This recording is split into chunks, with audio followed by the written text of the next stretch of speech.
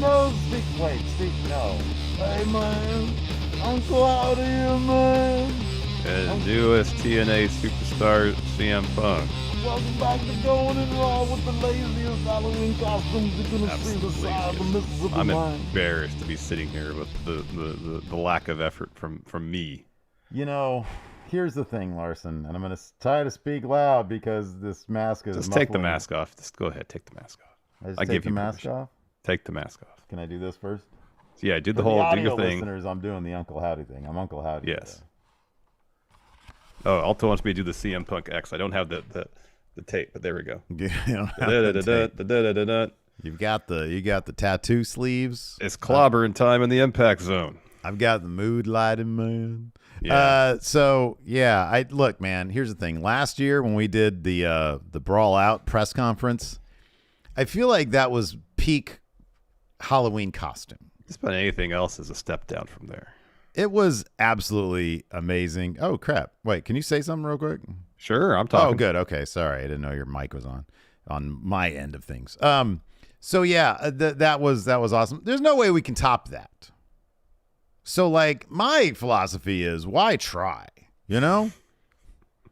Or at least give us a year off. I've been dealing with a severe lack of inspiration when it comes to Halloween costumes. Is kind of full stop. Okay. Like we went to a party on Saturday, and it's like I don't really put forth any effort. Oh, what did you do for that?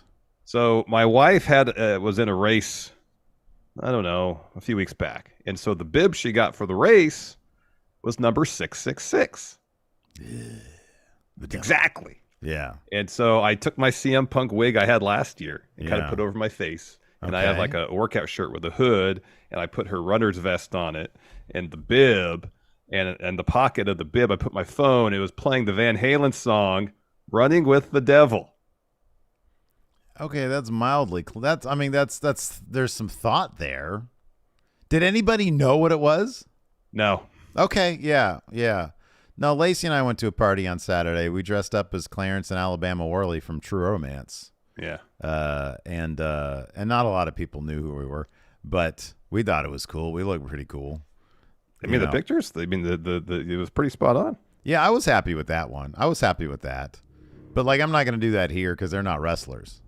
No, exactly. I wouldn't be running with the devil here either. I mean, really, the whole thing was like, I got this. I'll put together, and it doesn't really work, but whatever. It's a silly joke. Right. Yeah. So anyways, next year, maybe we'll come back with something hot. I don't know. We'll see. You know, I almost said to you, if you could find a wig that would work, we should be Punk and Jungle Boy, Jack Perry. Oh, yeah.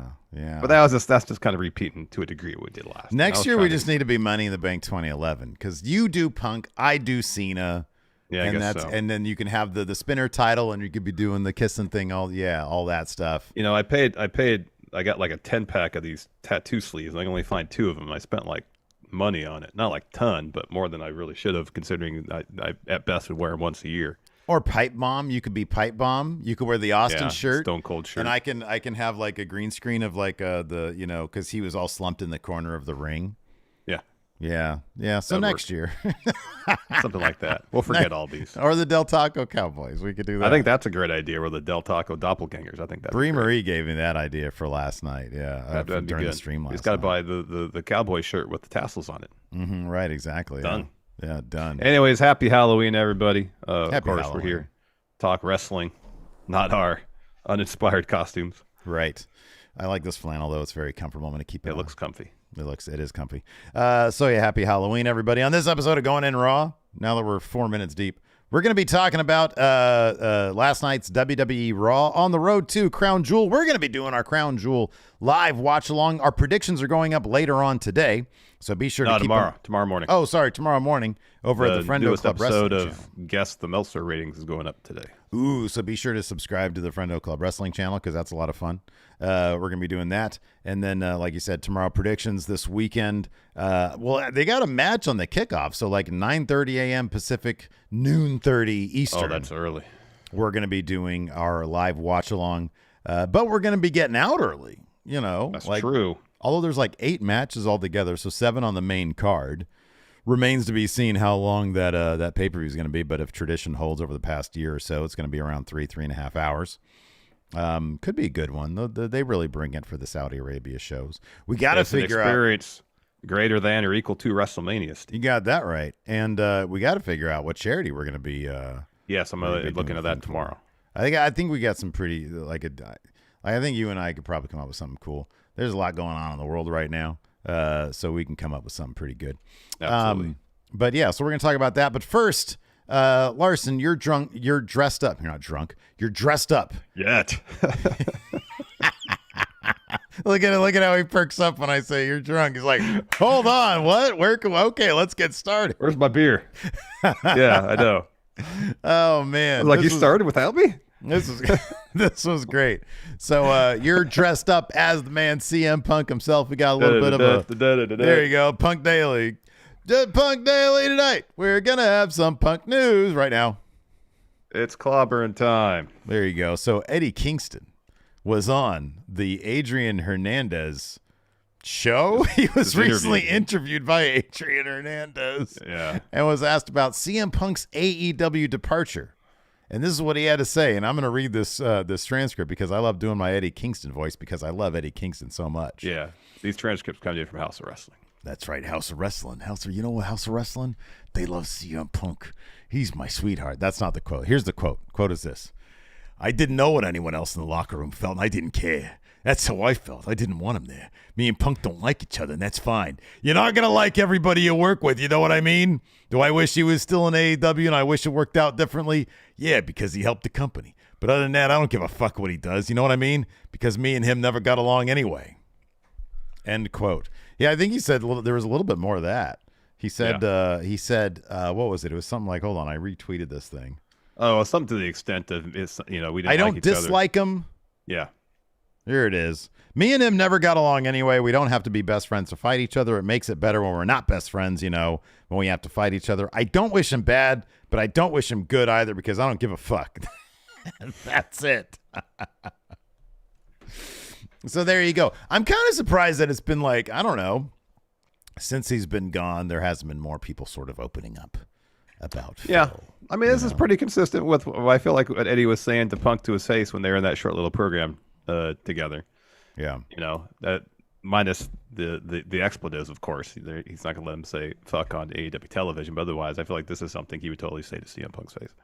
I feel like whether or not those cameras were on or off, Eddie Kingston probably would have had the same words to say to CM Punk. And yet, you don't see, you didn't see at the time CM Punk getting all up in his, panties about what Eddie Kingston was saying to him, because Eddie Kingston, this is the thing that trips me out. Whenever anybody was like, Hangman Adam Page, the workers' rights thing, this is the exact same thing Eddie Kingston was saying. And yet there didn't seem to be any drama or problems from Punk about that. I wonder if it's because CM Punk probably didn't want to fuck with Eddie Kingston because he ran over a kid while he was in Impact. I'll be right back. Well, I wonder how much of that it has to do with CM Punk's confidence in fighting the person that said whoever. I don't know. Speculation on my part. As said. Oh, here, I'll repeat what I said. Sorry, I'm sorry. My dog wanted out. She was starting to bark. Fine. I wonder how much of Punk's reaction is related to his thoughts about his ability to take them in a fight. Yeah, I know. That's what I'm talking about. Exactly. Yeah, I don't know what Eddie's going to do, Yeah. So, as mentioned, there's not anything shocking here. It's well known that Eddie doesn't really care for CM Punk. I don't know if Phil terribly likes Eddie Kingston either. So, that's kind of, honestly, it's kind of surprising to me. I would have figured that, I don't know. I would have figured that they would have gotten along, but I don't know. Maybe Eddie doesn't think CM Punk is a real one. I don't know. If Eddie seems like he has zero tolerance for BS. Like zero. Yeah, that's true. Yeah, right. Yeah. And if he sees Punk's backstage antics as just BS, no patience. Right, yeah. No patience. I feel like Eddie's, I think he said the same interview. He's got his group that he hangs out with backstage and just and they don't care about backstage nonsense. They just go about their business. Yeah. Show up to work, do their work, leave. And all the other stuff they don't concern themselves with. Yeah. You're probably right. Interesting to see if more people will come forward with their thoughts on whether or not they give a fuck about CM Punk or not. Or they do or they don't. Or they wish him well or they don't. They look at their watch and go, "It's clobbering time to shoot on CM Punk in this interview." I mean, look, I'll be honest with you. Raw last night, not exactly like there wasn't. It was like a promotional go home episode. They went back to that for a while. Like that one SmackDown before the last pay per view is like, oh, there's actually story beats happening before the pay per view, and this like literally for the women's match, they just had 5 promos from everybody. Yeah, no interaction. Yeah, really, and I don't know. It didn't feel like there was a sense of urgency to build up Crown Royal as a show greater than or equal to WrestleMania. I was, sometimes I'll do this. I'll go and look at our contemporaries and see, because we do our show a little bit later in the day for, compared to everybody else. For us, it's early. For us, noon is early. Well, also we're on the West Coast, and most everybody else is probably East Coast or, in the United Kingdom, right? Yeah, but we're not doing this shit at 9 o'clock in the morning for us. No, we tried that before. We weren't into that. No, we were kind of miserable doing it. So now, if you want quality, you got to get us after our coffee, after our breakfast. In Larson's case, right after his lunch. Yeah. Yeah, like literally my salad bowl's right here. See? Right, there you go. So I'm looking at, I was looking around at like what other people's takes, what other, wrestling podcasters and reviewers thought was interesting about Raw. And what was most interesting is that nobody was on the same page when it came to what was interesting about Raw. Our friendos over at Wrestle Talk, including Luke, who appears to be dressed up as Chucky for Halloween, their main takeaway was Miz's face turn, because Miz was giving some static to Gunther. Oh, no, don't give that look to Wrestle Talk. No, it's not to Wrestle Talk. It's just the idea, hey, Miz turned face before and it sucked. All right. This is going to be great because Larson's going to talk shit about all the podcasts right now. I'm going to go through each one. No, this is actually, hold on. This is a really good idea. Hold on. You're framing this like I'm talking crap about podcasts. I'm not. I'm talking crap about the idea of Miz turning face. There's a difference. Okay. On their thumbnail. No, you're going to react. This is a segment we're going to do right now. Fine. Sure. And whatever. We might have to make this a weekly thing. Larson reacts to what podcast took away from Raw. Wrestle Talk was Mrs. Face Turn. Simon Miller did his ups and downs. His thumbnail is simply JD McDonough being destroyed on a table and Cody Rhodes sort of in the foreground. Oh, okay. So the post-main event antics. I guess so. Yeah. Let's see here. Here we go. No, that is not that. Post Wrestling. Our friends over at Post Wrestling. Mm-hmm. They have the still of Nikki Cross's head. Oh, that was funny. That was funny. That was good stuff. Like, not really my main takeaway from Raw last night, but it's an interesting looking thumbnail nevertheless. Also, What Culture Wrestling's podcast did the exact same thing. They look like they photoshopped it up a little bit, though. I think they do that from time to time. What, Nikki during the Trick or Treat fight? Yeah. All right. And then let's see here. JD from NY. All right. His just said something scary before Crown Jewel. And it's a picture of Cody Rhodes. And Cody's not scary. Yeah, I don't know. It's probably like, this was scary because it was garbage. That's probably his takeaway. It's like his takeaway on everything. Let's see here. Yeah, I'll be honest, that's kind of it though for like. I think it speaks to kind of how, at least from the Raw side of things, they're kind of limping into this pay-per-view that's supposed to be an experience greater than or equal to WrestleMania. You know what? I will actually give props. For my money, here's the winner. It's Solomonster. And it's Seth and Drew, and it says the most interesting story on Raw. I kind of agree with that. I thought we could, we'd start there, actually. We'll start there. Because that was one of the more interesting parts, because he had this video package from Drew talking about, he's at the Performance Center. Of course, that's where he won the title from Brock, and talking about how he worked for 20 years, however long it was, to fulfill his dreams, only for pandemic to happen and for him to have what is supposed to be the crowning achievement of his career happen in front of nobody. Right. Yeah. Which I can understand why that'd be heartbreaking. Seth went serious on him, though. Yeah, Seth went serious. And at first, when Seth first started his promo and says, "Hey, Drew, cry me a river," and the crowd was like, Man, that you could feel like the crowd being like, "Oh, that's kind of harsh, Seth." Like I was like, are we doing like some sort of weird turn here or something? What's going on? Let me ask with you this. I saw a lot of people speculating on social media that the Crimea River thing was a CM Punk reference. I'm like, that's a really common phrase for someone to say. It's not nobody can say anything anymore without it being. But I mean, okay, here's the thing though. Like the Shinsuke saying "awaken me," and CM Punk's thing is the "go to sleep," and Shinsuke's been using the "go to sleep" a lot lately. I don't know. I think that I don't know that there's. Do you think like CM Punk's first feud back would be with Shinsuke Nakamura? Well, I don't think he's coming back, but I guess so.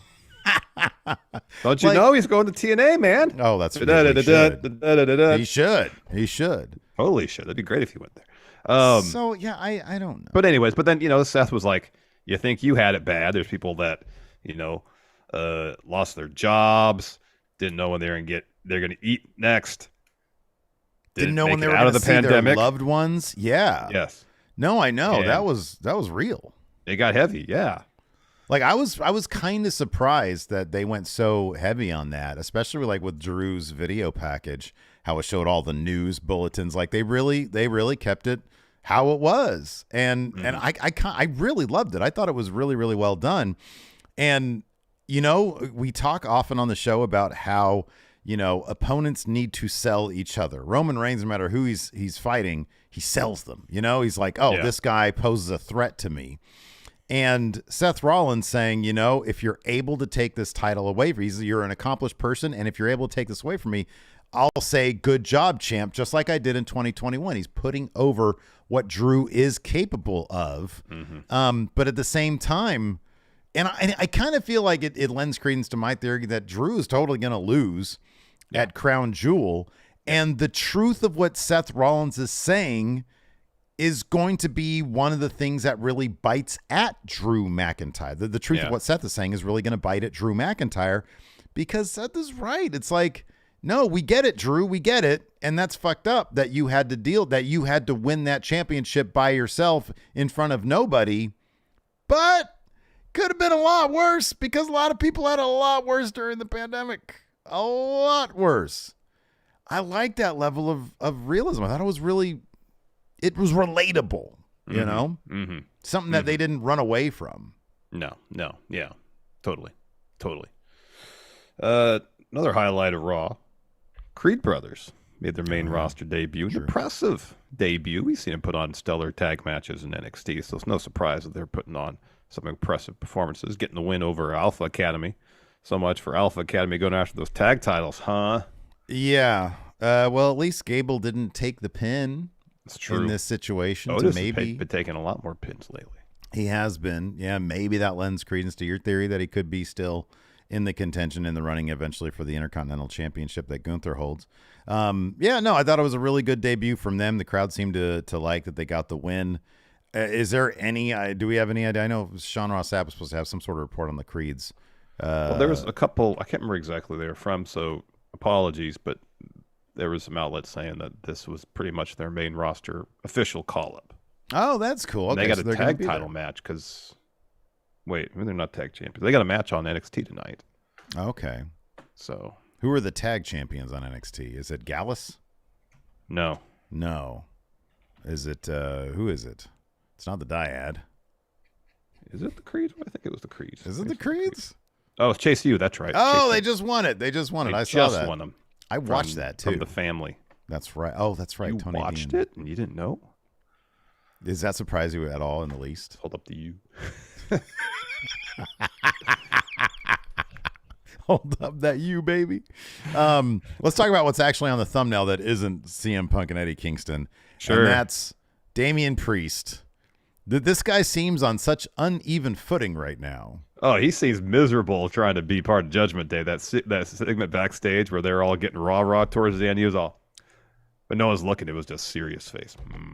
Well, there, it's kind of obvious that look.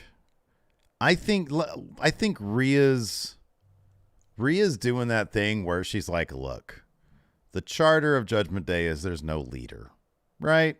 But these guys are all kind of losers, and I need to keep this shit together. So in order to not hurt any feelings, Damian Priest, I'm just going to say there's no leader here. Yeah. And Priest is like, okay, fine. No, I believe you. And then Rhea gives the silliest, like, rah-rah Damian Priest speech. Like, you're the punishment of Judgment Day. You're going to go out and do that. That's what you do, right? And everybody's like, Damian Priest. And he's like, okay, calm down, everybody. Yeah, I am the punishment. Yeah, that's good. Feels like he's just sort of not the most confident fellow in the world. And he keeps on talking about cashing in. Is there any chance? Because, like, the bottom line is, Drew and Seth, there's a good chance that those guys will completely kill each other. Yeah. And there's a good chance, given that Rhea spent time trying to recruit both Seth and Drew to Judgment Day, that Judgment Day might get involved beyond Priest trying to cash it. Yeah. Listen to this scenario, Steve. What if Priest is like, I'm tired of this Judgment Day business, because that's what kind of the inference was last night during that rah-rah bit where he was not having it. And he was, and Drew McIntyre is recruited to Judgment Day more or less as Priest's replacement. Yeah, right. Yeah. So you have champion Drew McIntyre with Rhea, with Finn, with Dom. That's pretty solid. I would say that's, well, number one, if you're bringing in a world heavyweight champion and a man of Drew's accomplishments, size, and now seemingly chip on his shoulder, that's probably an upgrade from Damian Priest. Would it make it awkward because they always all wear Damian Priest shirts? They wear that a lot. They can design a new one for Drew McIntyre. He's got the sword. It's probably gonna be on fire now. Purple fire coming out of it. Yeah, to right. fit with the Judgment Day color palette. Okay. They can design something that would fit within Judgment Day's aesthetic to replace the Damian Priest shirts. Yeah. Okay. There you go. Somebody's saying our thumbnail is still an old thumbnail. Really? Really? It was fine on my. Oh no, it's here. It must be. Maybe it's their cookies or something like that. Then you got to hit the accept all cookies or something. I don't know. Yeah. I don't know how that works. I don't know. Technology confuses me, if I'm being perfectly honest. It really does, and we're not getting any younger, so hopefully it doesn't advance anymore. No technology. Let's take it back to the 80s. I feel like I was way ahead of the curve back then. Let's please do that before we go back to the 80s. Oh, Larson, you want to pay some bills? Let's do it. This episode of Going in Raw is sponsored by BetterHelp. Steve. Yes. Been talking about this a lot, but I'm gonna talk about it again. One of the things that irritates me the most about dealing with anxiety is when I'm in a situation where there's, say, something I want to do or something I should do or something I need to do, but this brain inside my head, it starts going. My anxiety kicks up. It makes it extremely difficult to get those things done if I get them done at all. Yeah, man. And I know you know this, but therapy can help you figure out what's holding you back so you work for yourself rather than against yourself. That's correct. I have been there. I've been to therapy back in my mid-20s when my anxiety got really, really bad. And I made the realization that I had to go to therapy because my anxiety was getting in the way of me living a productive, happy life. And it took me a couple tries to find someone I felt comfortable talking to. But once I did, I was able to learn the tools I needed to better cope with my anxiety. And it got me back on the path to being a happier, more productive Larson. And if you're thinking about starting therapy, give BetterHelp a try. It's completely online and designed to be convenient, flexible, and suited for your schedule. All you got to do to get started is fill out a brief questionnaire to get matched up with a licensed therapist. Then you can switch therapists at any time for no additional charge. So make your brain your friend with BetterHelp. Visit BetterHelp.com/raw today to get 10% off your first month. That's BetterHelp, HELP.com/raw. Before we get going with the Raw review, I want to mention this really quick. Got a new patron, Kathleen. Let me get the name here. I think it's Kathleen. Kathleen Corkle. Thank you very much, Kathleen. We appreciate it. Also, thank you. Got Joel Hartman now, been a member here at Friendo Club. He's got the Friendo Club set up, as does Kathleen. For 6 months, Joel does. Says JD didn't like the trick or street fight with Chelsea Green versus Natalia. I thought it was awesome. I thought it was great. That was a lot of fun. The Chelsea and Piper's costumes were amazing. Not a fan of fun. Poe 456. Now a member for 9 months with the Friendo Club setup. Saif with a $5 super chat says, just hit the thumbs up from 2 burner accounts. What's wrong with the rest of you? In all seriousness, love the Friendos. You're my people. Listen, everybody. Thank you so much. Listen, we're going to give you the spiel here in just a second. Actually, no, Yes. we'll have that spiel right now. Listen, why aren't you hitting the thumbs up? Is it because you're garbage? Should have been JD for Halloween. Gosh, jeez. So yeah, I don't know how many people are watching right now. Where's my thing? We're at 356 currently. What the hell? Where is everybody? There's like 150 people here missing. Come back. Yeah, I know. Maybe we're getting to this point in the show a little earlier than we normally do. But anyways, we're on the road. We have this goal of getting to 198,891 subs by the end of the year. We made a lot of good progress a couple weeks ago. We seem to be hit a bit of a wall now. I blame the algorithm for that. Not the Friendos, though, however. That being said, there's 357 people watching right now. If, literally as I looked here, we dropped another one. What the heck? Although we are up 69 subscribers over the last 28 days. Nice.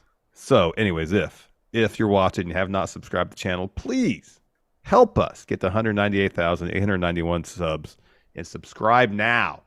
Hit that subscribe button. Hit that notify bell. Yeah. Please.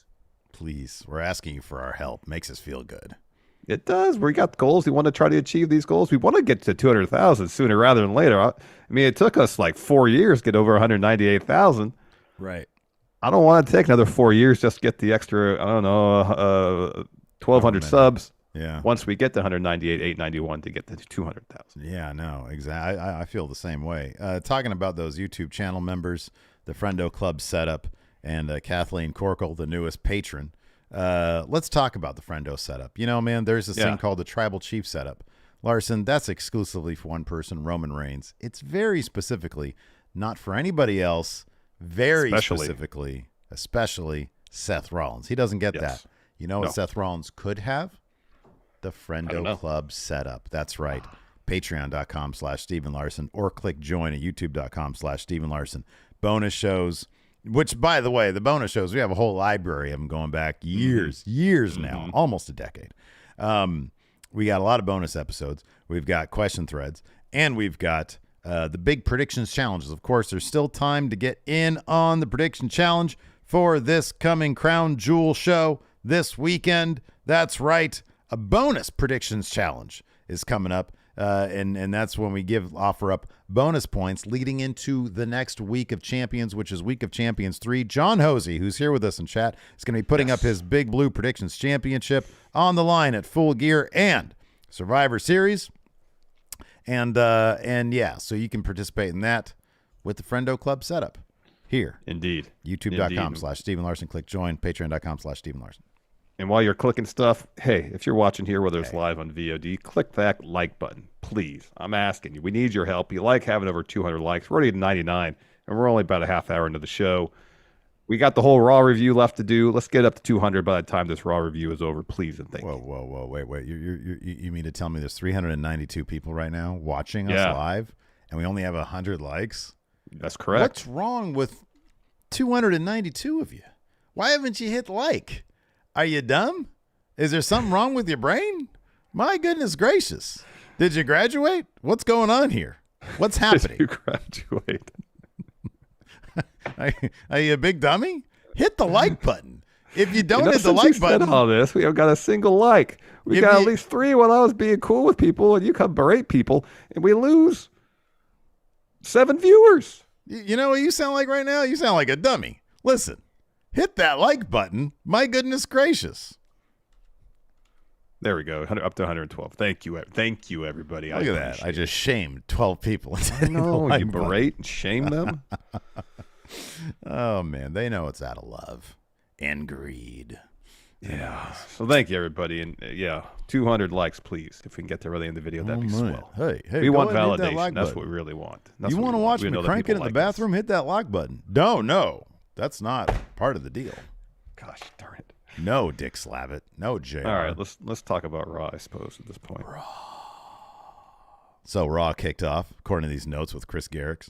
And the fact that I saw it, I think, although I did fall asleep during Raw, but I went back and rewatched. When did you fall asleep? Ricochet Dom early. Oh, really? I was still, you know how it is at our age. It takes several days to get over a hangover. That's true. That's why I don't drink to excess anymore, usually. Yeah. Oh, shit. This is what happened. Maggie says, I took my like away since you don't recognize Seth as the true tribal chief. Here's the thing, Maggie. You got to realize there's one head of the table. There's one tribal chief. I mean, Seth, he's got I guess he's his own chief of something. I don't know what. Anyways. No, it's not for him. It's not for him. I mean, I don't know if Seth wants it to be for him. He wants to be out there wrestling every night, I'm a big dummy. He's like one of them big dummies that didn't hit like. Anyways, Raw kicked off with Rhea Ripley's music, according to these notes. She's got JD McDonough and Dom in tow.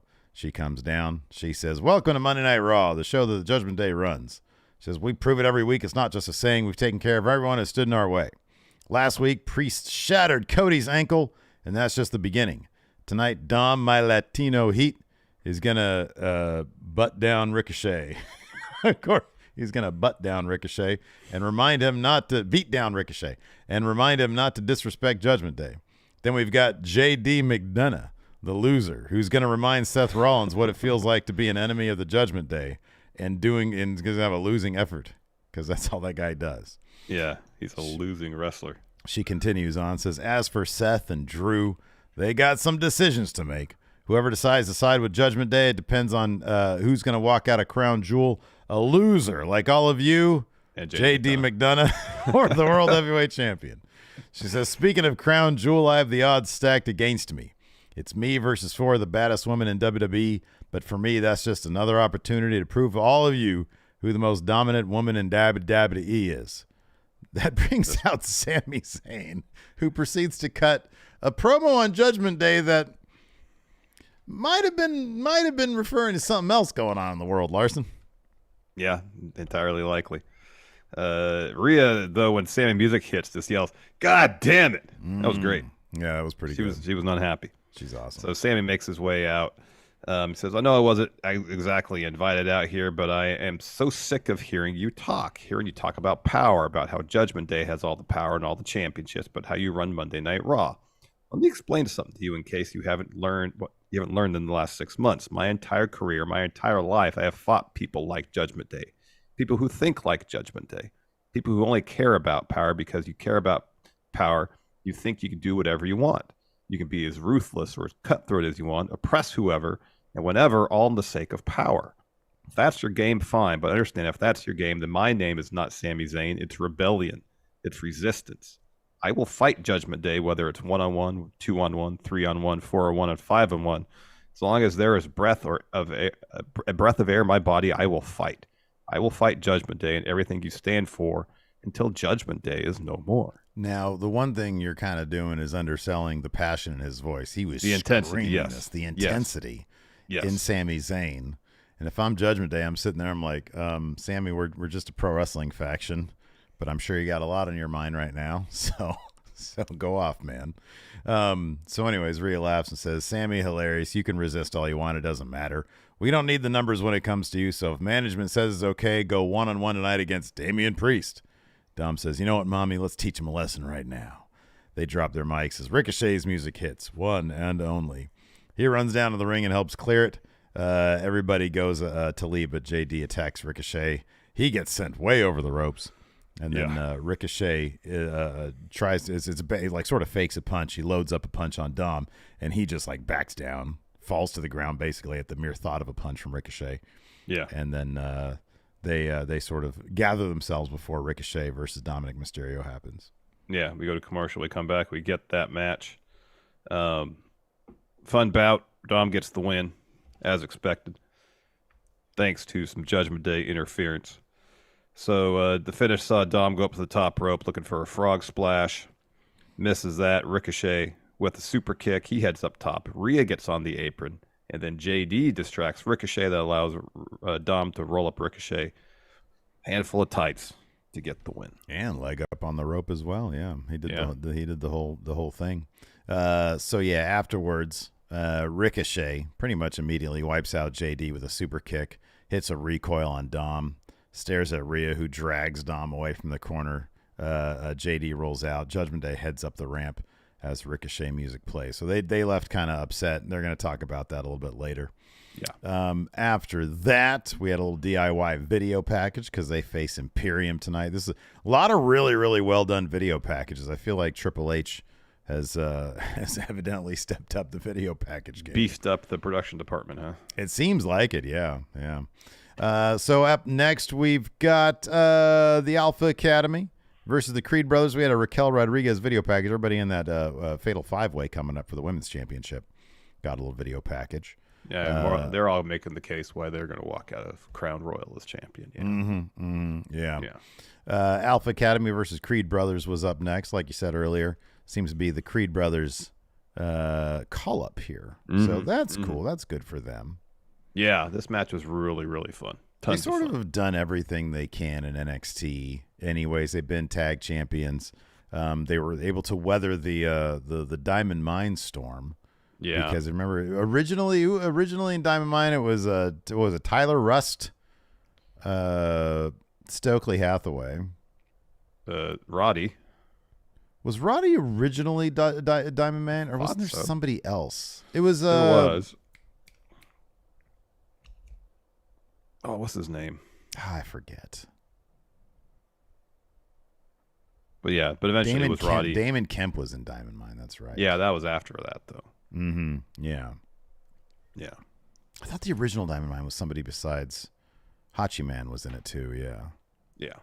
Anyways, this was awesome. This was really, really good stuff. You know, talk about guys who came into the NXT system, into the Performance Center, and just knocked it out of the park. So the original Diamond Mine was Roddy. It was Tyler Rust. It was Stokely. And then another called Hideki Suzuki. Okay, that was Hachiman. Yeah. Okay, that was the original. Okay, original cool. Diamond All right. This was good stuff. These guys have really come a long way in all aspects. Like, it had been a while since I'd watched NXT, but every time I check in, it's like, the personality is getting more. They're they're impressive. They really are.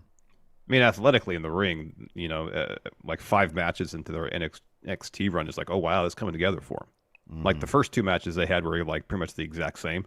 Yeah, right. And that's then true. Matter of like 3-4 matches later, it was all starting to come together for them. It was, and they just continued to evolve. The Brutus started doing the Brutus ball. Like, they do stuff athletically that heavyweights don't typically do. Right. Like the standing shooting star press, the standing moonsault, that kind of stuff.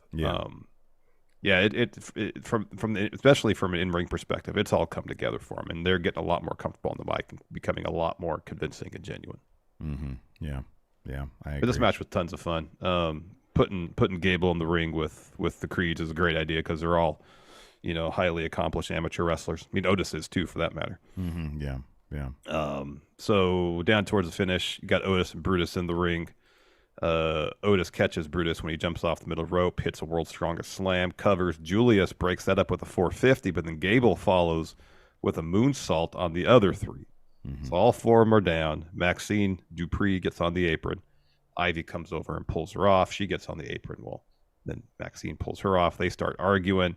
Tozawa tries to step in between them. He eats a German suplex from Ivy Nile. Yeah. So then Brutus dumps Chad Gable out, tags in Julius. Otis takes out Brutus with the lariat. Julius goes after Otis, heads to the middle rope. Julius puts Otis on his shoulders, and they hit a Doomsday Brutus ball to get the win. Yep. Good stuff. Yeah. Afterwards, there's a show of respect between the 2 teams. We get a Priest replay with the Cody ankle stuff.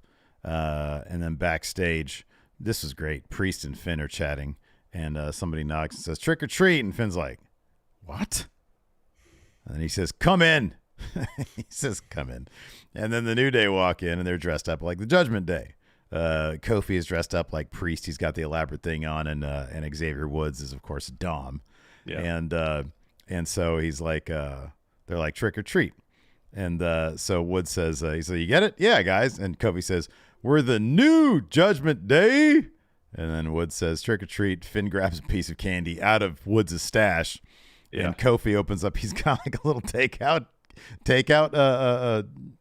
thing. and it's like painted purple. It's supposed to be like the Money in the Bank briefcase, like the custom one, container. And then Kofi's like, yeah, come on, you guys got candy? Put your candy in here. Your light was on. And Woods is like, nah, man, let's go to the next house. They're not giving out candy. And then Rhea and Dom walk in, and Woods says, hola, mommy. And then Kofi grabs him, drags him out. And as he's leaving, Dom looks and says, is that my chain? Because Woods is wearing Dom's chain. Yeah. Which is a great little bit there. So then Finn says, hey, I'm glad you got the W, but what happened after the match out there? No bueno. And Dom says Ricochet will pay. And Priest says, yeah, he would have if the entire Judgment Day would have been out there. And Rhea's like, still beat Ricochet. That's good enough. We need to focus on other Judgment Day business. And Priest says, speaking of which, I have a lot to focus on. I got Cody at Crown Jewel. I may even cash in that night on Seth or Drew, maybe even Roman Reigns, or give LA Knight the shortest reign of all time. But we're all equal, right? No leaders? Or did I miss something where we decide matches for each other? Looks at Rhea. Rhea says, is what Cody said last week bothering you or something? There are no leaders. We've been through this already. The reason I made the match tonight because you are the punishment of Judgment Day. You take out anyone who gets in our way. Right, guys? And Dom's like, yeah. Damian Priest. Yeah. Damian Priest. Priest. And Priest's like, take it easy. Let's make tonight not about Damian Priest, but about all of Judgment Day. So they start cheering, and Finn is pumping fist. And then JD puts his hand in, and Finn slaps it away, and Rhea does too. Tell him to get out of here. And while they're all going crazy, like when no one's looking at Priest, he gets very withdrawn. Someone looks his way, he puts on the fake smile. Yeah. No, he doesn't like it. It's stuck with him. No. Doesn't like this Rhea being leader business. He's not sure where it's all headed. He doesn't like JD McDonough. Yeah, it's getting away from him, man. Anyways. It is. After that, we had a Nia Jax video package talking about squashing people. And then we had Miz TV with special guest Gunther. But first it was Imperium. So Miz comes out. Says, after the announcement of Bash at Berlin, I had to secure one of the biggest guests in Miz TV history. It's first appearance on any talk show in WWE. So give it up for Gunther. And then, but nothing happens. And Miz says, well, it's his first time. He may not know protocol. I say your name, you come out. Tries it again. Nothing happens. He was like, okay, so do I have to speak in German? And then Kaiser and Vinny Vici walk out as Kaiser says, 999. I hate to break it to you, Miz, but the Ring General isn't going to walk down here because you tell him to. Especially for you, the Miz, because you're literally everything that is wrong with the WWE Universe today. You're the embodiment of what we absolutely despise. You're nothing but clown, Miz. Miz is like, I've been called a lot of things. Been a lot of things. But I've never been another man's sidekick. So he says that to Kaiser, turns to Vinci and says, so that makes you the third wheel. And Vinci says, weren't you your wife's sidekick on Total Divas? And then Miz says, oh, he talks with such a deep voice. He said something. Give him a round of applause, everybody. So the crowd claps. He says, it's Miz and Mrs. and you wish you could be yelled at by someone as hot as my wife instead of being yelled at by him. He says, wait, why are you letting him talk? Referring to Kaiser watching over Vinci. So Vinci says, I talk when I want to talk. And Kaiser says, you talk when the Ring NRL tells you or when I tell you. And then Gunther's music hits. He comes out. He's not too pleased. No, when is he? Yeah. What's that? I said, when is he pleased? When is he? Well, when Kevin Owens is around, he always seems pleased. Yeah, I mean, like kayfabe, he's never pleased. That's true. He seems to be endlessly pleased at any interaction with Kevin Owens. That's true. So Gunther grabs a mic, says, since you didn't understand the message I was trying to tell you, I'm not your guest. I came here to make two things clear to you. First of all, it's 2023 and you still try to run a talk show. Secondly, this ring is sacred to me. Everything you do here is beneath me. In fact, you are beneath me. Miz, I do not respect you. So the Miz goes, well, that's a way to break the ice. Not the first time I've heard it, and probably not the last. Let me explain something to you. I interviewed Invisible John Cena in this seat, and that was more entertaining than you. Let me explain something else. Whether it's movies, TV, or in this ring, I am the biggest star WWE has. That's your issue. When the bell rings, it doesn't matter how entertaining you are. What matters is how good of a wrestler you are, which is why you are a talk show host, and I am the greatest and longest reigning Intercontinental Heavyweight Champion of all time. So Miz says, you want to talk serious? I can be serious when I want to. I was serious when I beat Randy Orton for my first WWE title. I was serious when I beat John Cena in the main event of WrestleMania. And I was serious when I won my second WWE title a decade later. And understand me when I say this, so I will speak very slowly. I was very serious when I made that title on your shoulder, the most prestigious and relevant title in all of WWE. I have no problem doing it again. So Gunther smirks and says, are you serious? Seriously, I get it. You're one of the greatest sports entertainers in history. All about creating moments. Why not create a Miz TV moment you'll never forget? And then Gunther says something in German, and Kaiser grabs a pumpkin with the upside-down Miz WWE logo, the Miz logo, and smashes it. Gunther says, what are you going to do about this? Like always, nothing. And then Kaiser starts demolishing the set. Miz attacks Kaiser. Gunther gives Miz a huge chop. Miz goes to the ground. He says, who do you think you are? You're not in my league. And then Miz gets back up, attacks Gunther. Imperium gets back in. Gunther with a big boot. Miz rolls out of the ring. He goes up the ramp, all beat up and stuff. And then DIY's new theme song hits. What do you think of the new presentation for DIY, Larson? It's too slick. I agree with you. Nothing about it screams doing it yourself. Their branding is sort of like just sort of Raw and SmackDown. It's like red and blue and some white on it. The theme song is well produced. It's got lyrics. It's not like one of those generic background themes, but it still kind of seems like 2010-ish generic song. And again, it sounds too slick. All too slick. Yeah. Where's the homemade aesthetic? They're do it yourself. DIY stands good for. point. Good point. You know? Yeah, like you want them to just do their own theme song. They need to go in the garage band and make their own song. Okay. Sing the vocals themselves. Might be terrible though. That's fine. Let's do it themselves. Okay, so do we know that DIY stands for? Maybe it stands for delegate it yourself. Maybe. Could be. Maybe. I mean, they delegated the music role to somebody most popularly, DIY is known as doing it yourself. True, absolutely. Isn't there a DIY network? Isn't there like a whole cable channel? Yeah, there is, about doing it yourself and home not improvement. delegating yourself. No, you do it yourself. You go and you do the demo. You demo it yourself. Right, yeah. You know, you do it all yourself. That's a good point. So anyways, we go to commercial. We come back. Miz is screaming at Pierce saying, do you see what happened out there? It was the most humiliating disrespect I've been my whole career. And Pierce is like, are you sure about that? Miz says, that's not the point. Are you going to let them do that to a future first ballot Hall of Famer? I want a match with Gunther for the Intercontinental Championship. And Pierce says, why should I just give that to you?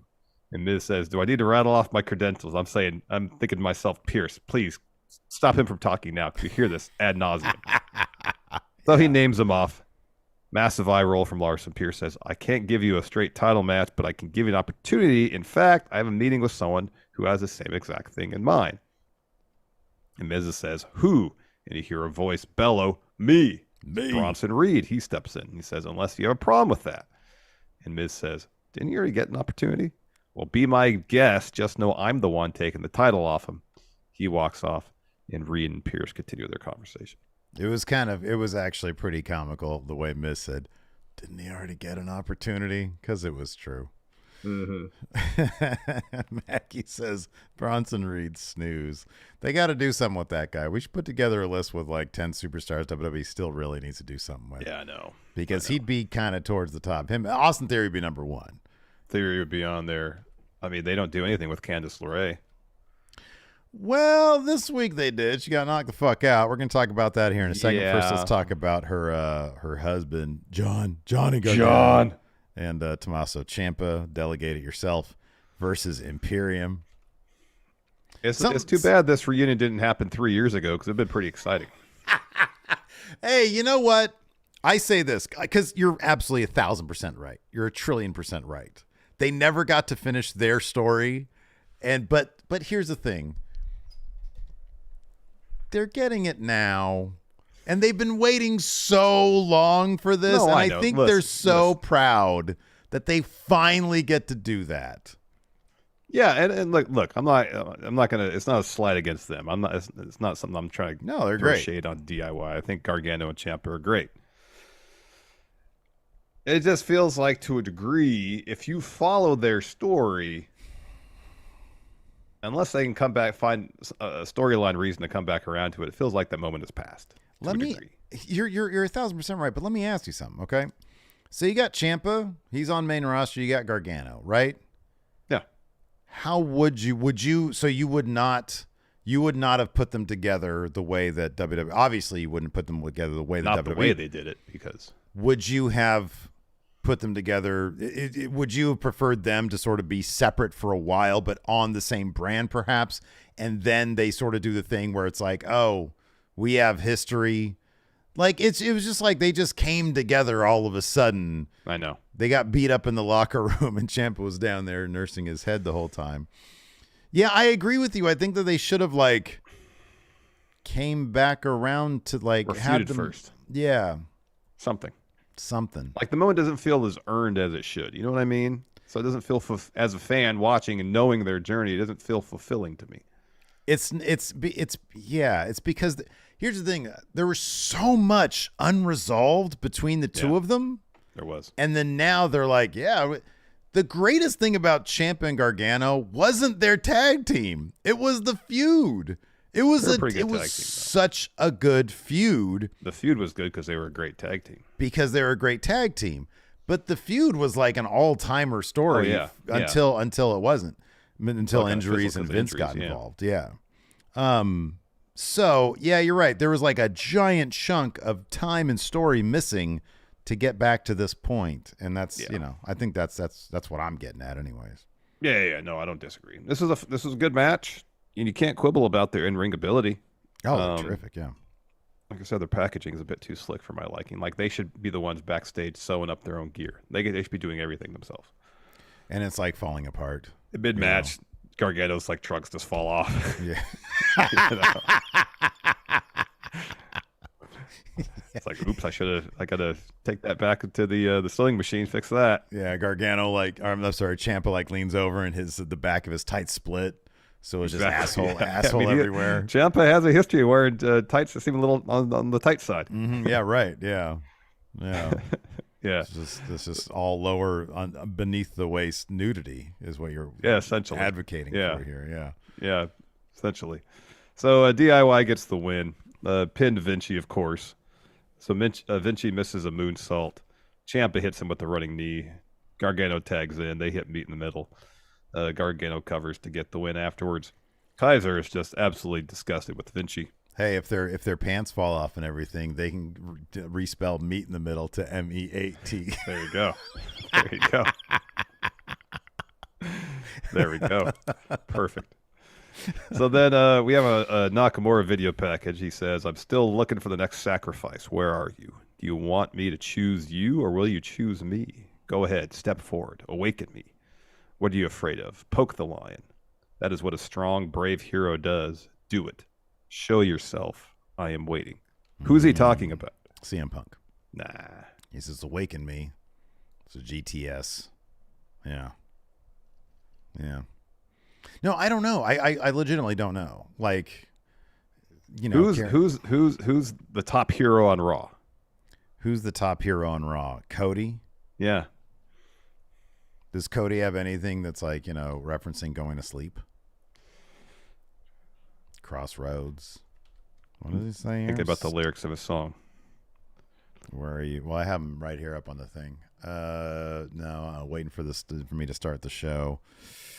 There's some Pokemon references here. Do you want me to choose you, or will you choose me?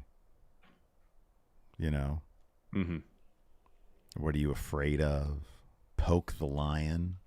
Poke the lion. Poke the lion. It's sort of a poke. I've heard poke the bear before. Don't poke. The bear. Isn't the lion the king of?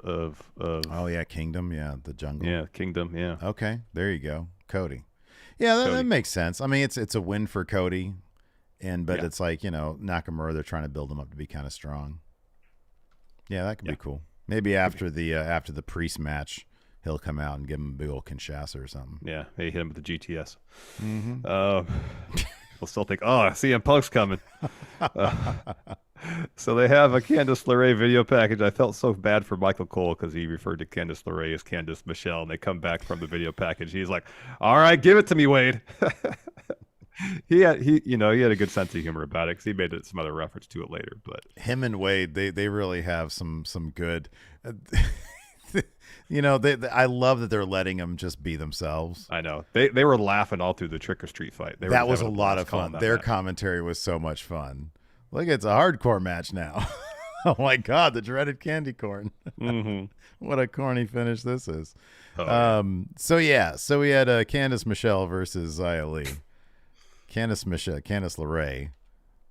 So this is like a 2-minute match, and it finished with a scenario that mirrored, sort of echoed, a legit scenario where Xia Li actually knocked out Mercedes Martinez in NXT with a spinning kick. And she did that here with Candice LeRae. It seemed like it was a fakey fake. It was a work. Yeah, Candice sold it great when she dropped after that kick. That was fantastic. And the way she sold it like $1 million. Stumbled back down. Yeah, it was great. It did have me wondering. I was like, whoa, wait a second. But yeah, no, it was clearly a work. But they did a really good job with it. And Xia Li's reaction to that, I thought, was really, really effective too. Like, all right, well, this is kind of concerning, but I just did what I did. I'm the winner. Raise my hand. I thought that was cool. It made Xia Li look like a badass. Yeah. It was cool. Becky Lynch is going to be on Celebrity Jeopardy. I saw that. Wrestling Observer. That's cool. Is Burt Reynolds going to be? Norm Macdonald's passed and Burt Reynolds both passed too. So it's probably, is Sean Connery going to be on it? Sean Connery's still with us, right? Did he pass? Yeah, I think so. I'm pretty sure he passed. Sean Connery. Yes. Trebek. 3 years ago today. What? Yeah. Wow, that's crazy. Weird, wild stuff. So yeah, Celebrity Jeopardy. Who's going to be on there with? Do we know? It was Rachel Dratch. She was Debbie Downer. Yeah, on SNL. She was hilarious. Culkin. Oh, that's cool. He's a wrestling fan. Yeah, he is a wrestling fan. Those are like Macaulay Culkin's a big name. Yeah. Kind of. He was huge in massive. 1990. Yeah, massive name. Yeah. Massive. Yeah. Wow. You think you could probably handle your own against them, huh? I wish I had tried out for actual Jeopardy. I only tried out for Rock and Roll Jeopardy. Yeah, right. Yeah. Didn't you make it past like the first round or some shit? I did for Rock and Roll Jeopardy, and then you get to the second round, they give you like 3 questions to acclimate to the buzzer. Mm-hmm. And like I knew the 3 questions, but it's like at the timing of the buzzer was like, all right, you get 90 seconds to figure that out. Were you too fast on it? Probably. I was probably anxious. Yeah. It's like, who was the original drummer of the Beatles? Yeah, right. Yeah. I know it's Pete Best. Yeah. So he did music after all that, Yeah. Like late in life, he did music. That's right. Yeah. Stu died. That's what I was going to say. Did he do anything else? But then it's like, oh, yes. No, he didn't. Remember, you walked out before the end of Backbeat, I guess. Yes. Anyway. I only watched the first 2/3 of it on TV. You're like, this is boring. So anyways, afterwards, Indy's all checking on Candice with the refs and trainers and stuff. They escort her out. Backstage, Sammy hugs Jay. Jay says, I see you out there with a passion ooze, got me fired up. Just want to say good luck against Damian Priest. You got this. And then they hug, and Jackie comes in. Sammy's like, I got to go do my mitch. And then she's like, hey, Jay, talk about Judgment Day. He's I'm going to slide on Finn soon. But Sammy going to handle business tonight, and Cody's going to handle it at Crown Jewel. I was thinking maybe and Cody can get those tag titles one more time. Then we'll see how Miss Rhea Ripley feel about it. He's got Rhea Ripley on his mind, man. Does. Then Seth's music. Oh, sorry. Then it's the Drew video package, and he's talking about defending the title against everyone, being the champion. Everybody can be proud of. He mentioned when the people returned from, crowds came back post pandemic, but his moment, had passed because by the time was it WrestleMania 38 happened in Tampa, yeah, and the crowds were back. He had that match against Lashley for the title, lost. Yeah. And he says, when we returned to the United Kingdom for Clash of Castle, I thought that was my moment. I was going to beat Roman in front of 60,000 only until the bloodline cheated me. I won't forget the bloodline like everyone else. You can't forget the past. Crown Jewel, I can make it right. Seth, another title defense and a Hall of Fame career, but for me, this is everything. Seth is willing to break his back to keep his championship. I'm willing to break it to take it from him. I need this. No more broken dreams. 2020 Seth was my first title defense, and at Crown Jewel, I will be his last. Mm-hmm. Yep. So then Seth's music hits. He comes to the ring for a promo. Yeah, and he says, welcome to Monday Night Rollins. He says, I feel like we're getting loose out here tonight, so I've graciously agreed to beat the bejeebus out of the Judgment Day's bag boy, J.D. McDonough. He says, I'll do that in preparation for Saturday night, Seth versus Drew for the World Heavyweight Championship. He says, I'm a fan of Drew McIntyre, so I say this as respectfully as I can. I heard what you said a few minutes ago.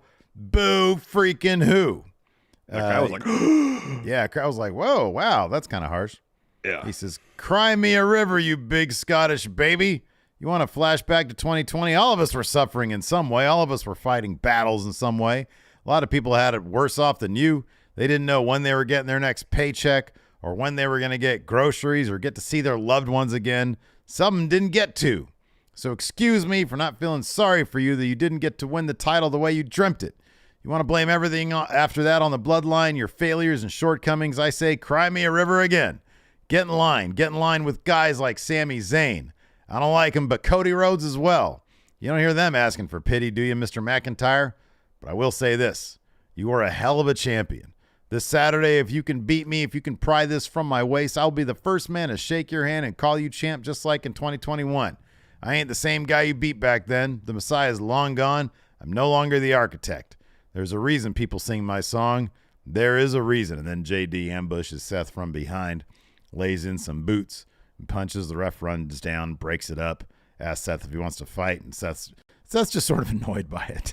Yeah. He's like, okay, fine. Yeah, let's do this. So then he beats the shit out of JD. Yeah, the greatest challenge of this match for Seth is getting the pedigree off. Mm-hmm. Yeah, the entire Took him time. 3 tries, but he did it, yeah. He was like, something about Hits the it. head being too heavy, I think.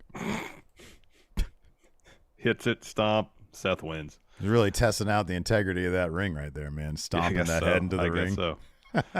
I guess so. So during the match, though, Damian Priest does walk down the ringside with the Money in the Bank briefcase. So after Seth gets the win, he steps up to Priest, says, make a move. Instead, Priest just holds up the briefcase. They talk back and forth. And Priest eventually walks away and goes to Seth. It was like a matter of time. Gonna cash in. Mm-hmm. JD shot a look at Priest, too, which he referenced on social media, which is sort of bold. He says, every man has his limit, and I might be reaching mine. And it's a still shot of him staring at Priest. So, yeah, I don't know, man. All maybe the help that JD is given Judgment Day, and Priest doesn't lift a finger to help him, huh? Well, maybe win a match, you know. Like just win a match, you know. But he does help. It's asking a lot. It's asking a lot for the last 2 matches JD's had against Seth and Drew McIntyre. I mean, yeah. Well, don't embarrass yourself because he's been sort of embarrassing himself. He is a hell of a seller, though. I tell you what. yeah, he is. Yeah. Anyways, He is. after that, we had Ricochet backstage with Pierce, and he says, "Regardless of the outcome, you put on a hell of a showing. Let me give you an opportunity to earn a match for the IC title." It's very my career mode. And Ricochet says, "I appreciate it. I don't really want an opportunity to earn it." This is the subtext. I don't want an opportunity to earn a match for the IC title because I still have business with Dom. This is like Wardlow saying, I only want the TNT title, not the world title. Exactly. So Pierce is like, yeah, okay. And then Chelsea and Piper walk up. This is brilliant. Chelsea's dressed up perfectly like Bret Hart, and even more perfectly, Piper Niven is Jim Neidhart because she's about to face. The chest hair was awesome. Oh, dude, it was awesome. Yeah, it was great. So funny. And she had the perfect, like, you know, the laugh and everything down. Yeah. So, it was so good. So Green goes to Pierce, says, "Trick or Street fight? Are you serious?" And Pierce says, "Are you serious?" And yes, Trick or Street is next. I don't have to debate this Hitman, Anvil. I have a lot on my plate. And they walk off, and Green says, "Nice costume." So yeah, that was funny stuff, man. Yeah, then Ivar and Valhalla appear. Oh, that's who she was talking to, yeah. When she said when nice Pierce costume. turns around, and Valhalla says, "The gods demand we speak to you about the Intercontinental Championship." And Ivar, being super professional about it, says, "We'll see you in your office." Yeah. You don't want to have the conversation right there. It's like we'll do it in the professional environment in your office. Right, exactly, because Vikings are very professional people. Yeah. So, like, were you doing like a little tournament thing? We got Ricochet, or is it gonna be like a fatal whatever way? Maybe. I think having Ivar, you know, especially while his tag partner's out, challenge for the Intercontinental title, it'd be a hell of a match. I would love that. I think that'd be great. Yeah, I do. I do. So Natalya comes out. She's like a cat, I guess, like sexy cat. No, it was a rabbit. Oh, she's a rabbit? Rabbit. Oh, okay. I mistook the rabbit ears for cat ears somehow, I guess. Because she's a cat person. That's like her whole thing. Total She's Divas, he was a cat person. So I just figured she'd be a cat. She's a rabbit? No, rabbit. Sexy rabbit? She got it from Spirit Halloween? Maybe. Anyways. So she comes out. And so it's announced first. Oh, yeah, we got more backstage stuff before that match happens. So It's announced Sami Zayn versus J.D. McDonough on the kickoff show. And then backstage we see Becky Lynch. She's not happy after losing the NXT Women's title. Jackie says, what's that about? And Becky says, lighter on the waist and heavier in the heart. But if someone wanted to take it from me, they needed the passion. They needed to eat, sleep, and breathe this business. And that was Lyra Valkyria. Says, I'm not afraid of losing. It'll never keep me down. I've defended my title more times in 42 days than Rhea Ripley or Roman Reigns did. I am the catalyst for change, the reason every woman who wanted an opportunity got one. I don't need the title needs me. So Xia Li, fresh off knocking the shit out of Candice Michelle, walks up and says, Becky, Becky, Becky, are you scared of me? You don't give me a chance at the title, then you lose it? What are you doing? And Becky says, we can fight right here, right now. Xia says, oh, we will. On my time. And Becky says, 3 weeks. 3 weeks she's done this. Yeah. Then we got the trick or street fight, Natalya versus Chelsea Hitman Green. A lot of fun here. They got the candy corn out. You like candy corn, Steve? I don't like candy corn, Larson. I love candy corn. You know what? I actually can't say that. I like it to a point. Once I've had like 10 candy corns, then I've had enough. I'm good. I'm like, for the rest of the year, right? It's like a one-time 10 candy corn limit for a calendar year, correct? No. It's like per 15 minutes. Oh my gosh. I know. It's good. So good. No, it's what is it? F tier candy in my estimation. Oh, wow. I know that's how you feel. And I remember the Enforcer felt that way as well. And I respect your opinion on the matter. It satiates my taste buds though. I like the candy corn, man. It is terrifying though to see it in the middle of a match. Yeah, especially if they've been left out for a little bit, them shit's hard, you know? Mm-hmm, yeah. Alto says Steve likes black licorice. Nah, man. That I can't stand. Really? In the right circumstance, I don't mind it. Like when it's in the form of Jägermeister? Like, remember Good and Plenty's? Yeah, dude, I was never a fan of I like chocolate candy. Yeah, I know. I was always like a hot tamale. My dad would buy Good and Plenty's. That's why I had them. Oh, okay. Yeah. My dad was a chocolate guy, too. Yeah. Anyway, so Chelsea gets the win here. We did get an appearance from Nikki Cross. There's a table set up with some jack-o'-lanterns on them. So one of them's lifted up, nothing underneath. Another one's lifted up. Nikki just, standing or sitting still underneath. So Chelsea puts it back down, goes and lifts the other one, does a double take, goes over and lifts it up. And it's just Nikki there, just blank. Yeah. Blank expression. That's got to be tough. With everything that's going on around you. I know. To sit there basically motionless with a blank expression on your face. Is there like action and stuff going around? Yeah, totally. Yeah, that's impressive. So Chelsea grabs the bag of the candy corn, dumps it in the ring, heads up, and Natalya hits her with the powerbomb on the candy corn. That's when Michael Cole calls it a corny finish. Mm-hmm. Natalya locks on a sharpshooter. Piper gets on the apron and holds on to Natalya. So then Chelsea hits Natalya with an unprettier in the match to get the win. I thought it was pretty fun. Yeah, no, I thought you can't go into these trick or street fights, regardless who's in it, and expecting like a tactical wrestling match. It's all about the gimmicky stuff, and the gimmicky stuff I thought was implemented pretty well. Chelsea had a pumpkin on her head, and then she ran into the post, and it broke. It was hilarious. Yeah. Come on, it's pretty funny. I know this is good stuff. It is. After that, we had a sneak peek of Halloween Havoc Night 2. Who do you think's going to win that? Isn't it Carmelo Hayes versus Ilya? Ilya, yeah. That's going to be a good one. I would think Ilya's going to retain, yeah. He just won that title. I would think so, yeah. After that, we had a Rhea Ripley video package where she talks about her case to retain her title. And then we get an announcement for there it is. Fatal 4-Way #1 contenders match for the IC title. Miz, Ricochet, Reed, and Ivar. And Tozawa has stepped up to Shinsuke's challenge. So he's going to have a match against him next week.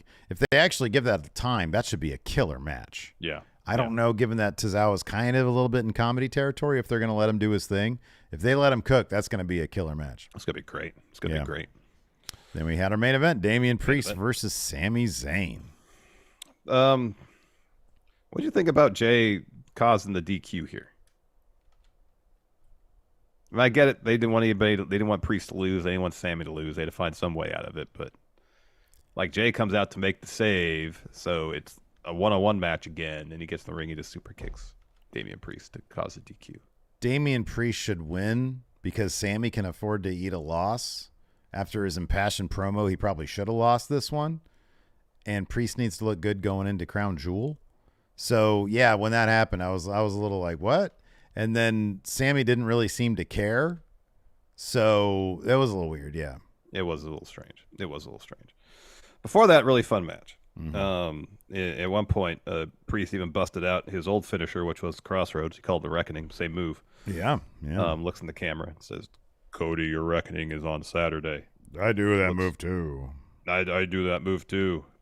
So he's looking for a razor's edge. Sammy escapes that, and Finn gets in the ring. And Dom gets on the apron, hits Sammy. That's when Jay runs out. He takes out Dom and Finn ringside.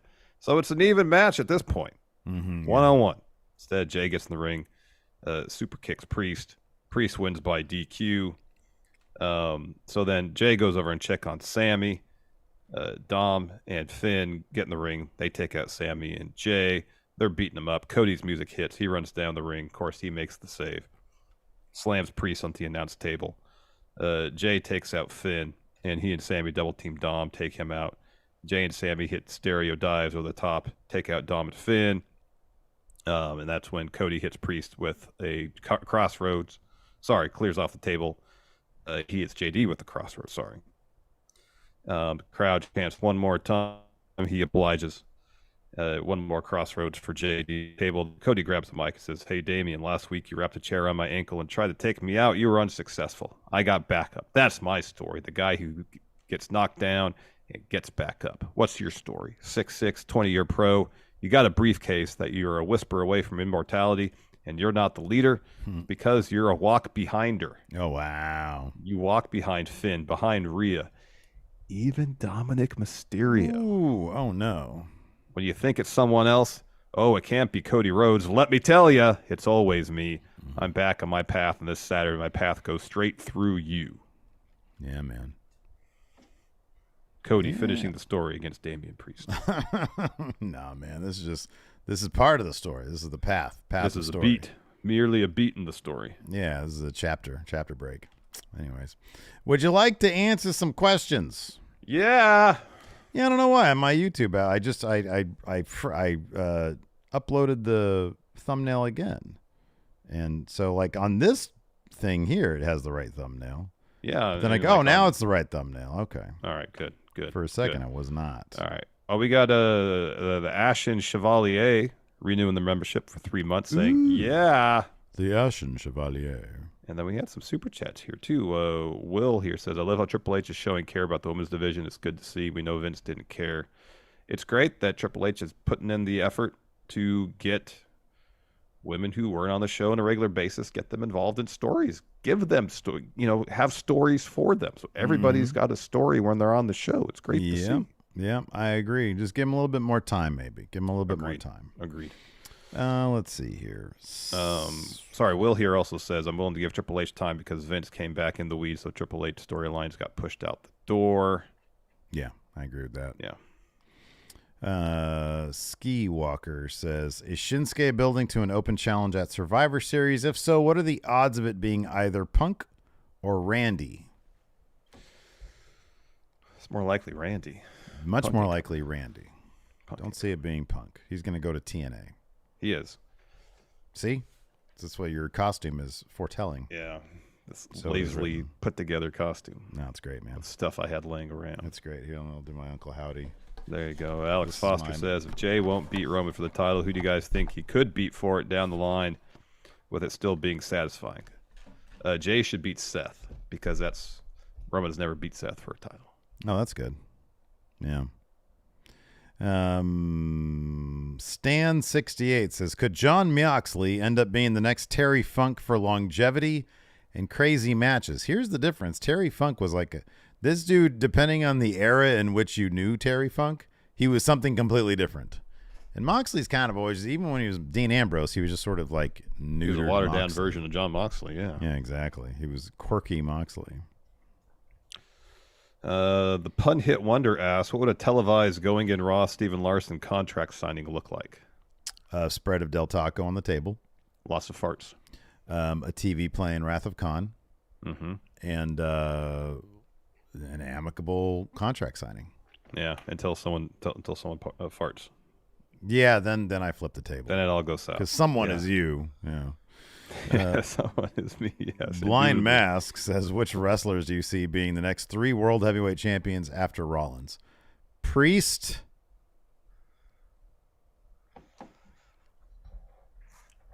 Rhea Ripley. Wow, that'd be cool. If Rhea Ripley beats Damian Priest for the World Heavyweight Championship. Ooh, that'd be really cool, actually. It'd be awesome. Say Priest. Finn Balor. And then Cody Rhodes to unify the undisputed unified WWE Championship. He's like, I don't like that this title of mine has unified on it when there's another title out there. My story's not done. Undisputed, sorry, yeah. When it says undisputed, I'm going to go and unify undisputed titles. Andre Zimpel here asked, what wrestling theme did you not like at first, but over time came around to really enjoy? Ooh, good question. What about a wrestling theme that I liked at first and now I can't stand hearing? Because that's Cody's theme. Oh, wow. Adrenaline. That's a good one. I'm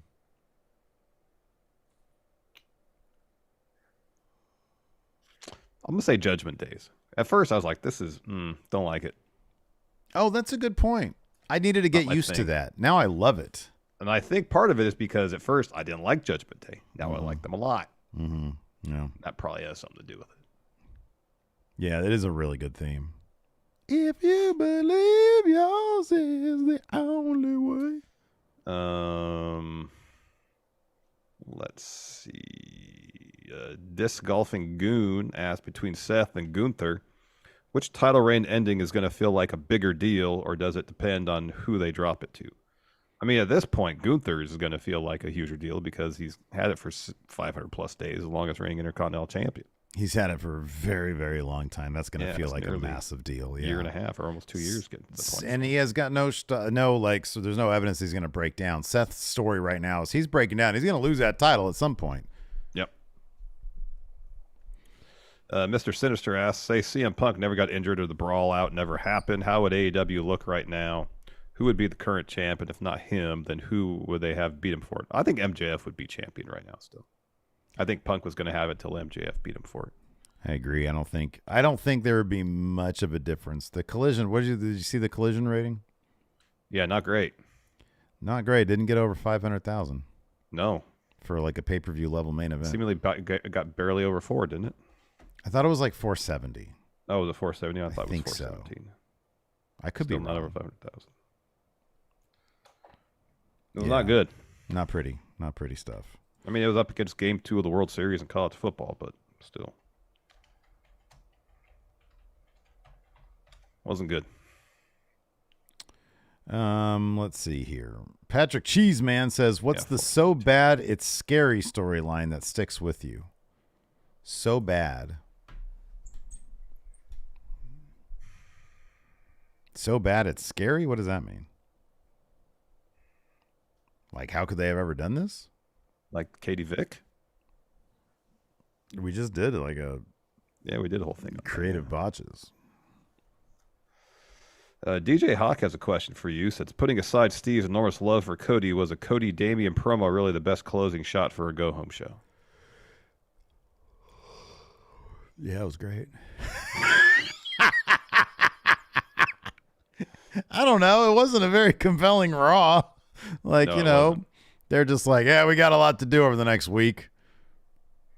So I don't know. I don't mean to, you know, end this episode on a whimper, but or a yawn. Yeah, I know. But like, yeah, I mean, I kind of feel like that's the energy Raw gave us. We're just giving back, man. We're just giving back. Yeah. Let's see. Nikyle says, "What is the scariest moment in wrestling, not including any horrific injuries you have ever seen?" The scariest moment in wrestling, not including like messed up injuries and stuff. Scariest moment in wrestling.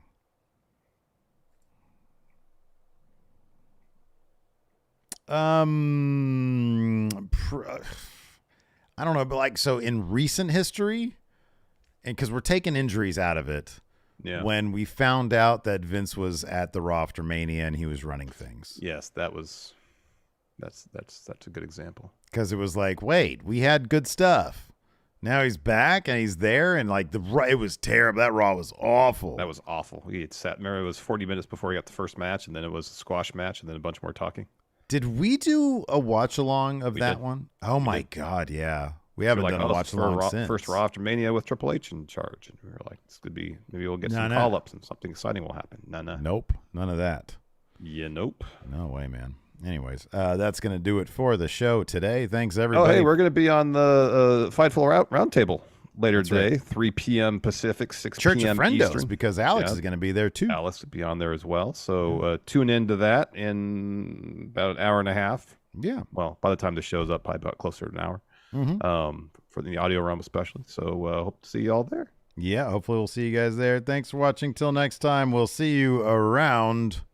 Goodbye.